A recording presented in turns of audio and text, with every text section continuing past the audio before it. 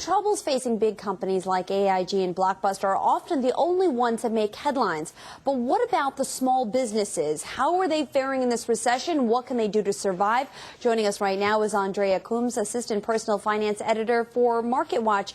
Andrea, good to see you. It's a story that we've been focusing on because we're concerned when you look at the things that have coming out, at least the administration, whether it's in the stimulus package or the long-term budget.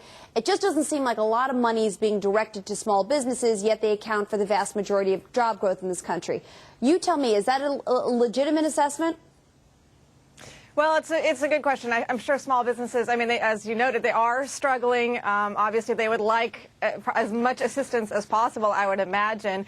The interesting thing is it's kind of hard to make a blanket statement about small businesses in the U.S. Some are okay. Others are obviously struggling, but they're really, when I made the phone calls, talked to a lot of small businesses out there, and I was actually surprised to hear some are growing in this time. So it's sort of, you know, it can be an opportunity, this kind of economic situation for some businesses.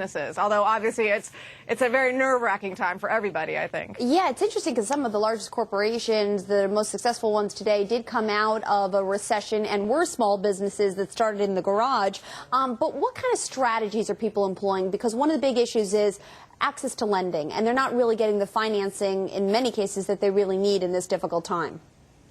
Right. It's really a time where they have to, you can't just kind of sit still and hope for the best. You really need to rethink your strategies. And some of the things that I see and heard small companies are doing, one thing, obviously diversify your product line or look for new clients. I talked to a travel company, obviously a really difficult industry to be in right now. He's an adventure tour company, small business. He's going into educational tours. There are, you know, nonprofit institutions who are still organizing these educational tours, so he's doing well there. Another company makes power supplies. They're looking at the wind power market, obviously a big market included in the stimulus bill. So you really need to think about new clients, new opportunities. Also, you need to rethink how you're sort of positioning yourself, marketing yourself. For instance, I talked to a business consultant who said, you know, if you're a massage therapist, you don't want to be focusing on pampering right now. That's not going to sell. So, you know, think about maybe stress reduction if you're in that kind of industry. Interesting.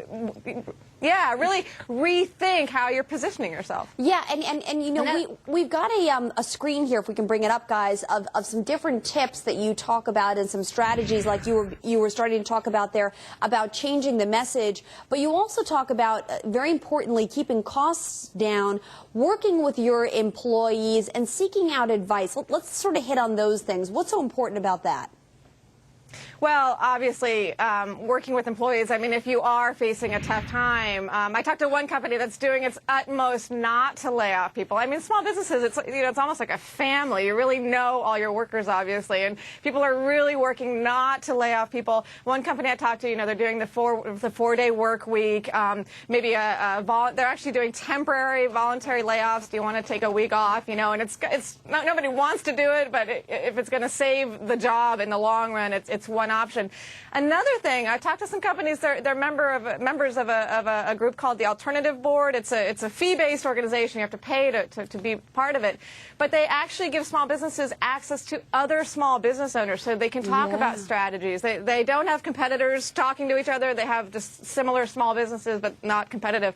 So you can actually open up and really be honest about what you're facing, and that can really help small businesses who are often very isolated. You know, you're working on your own, you just hear all the bad news all the time. It can really help to be talking to others. And I talked to one guy who's a member of this alternative board. He said it just helps you. You sit down, you strategize, you have a plan for going forward. That can really make all the difference between your, you know, not only in how your business does, but in your outlook. And I think that's a big part of it right now. You need to, you know, feel confident.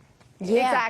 Exactly. All right. Well, Andrea, we'll leave it there. Such great tips, great advice, and that's really important. I like the fact that you mentioned that because part of it's networking and talking to other people who are in the same type of situation. And I'd love to have you back in the future and, you know, come back in and tell us about some more businesses and some opportunities out there, too. Thanks so much. Thanks. All right.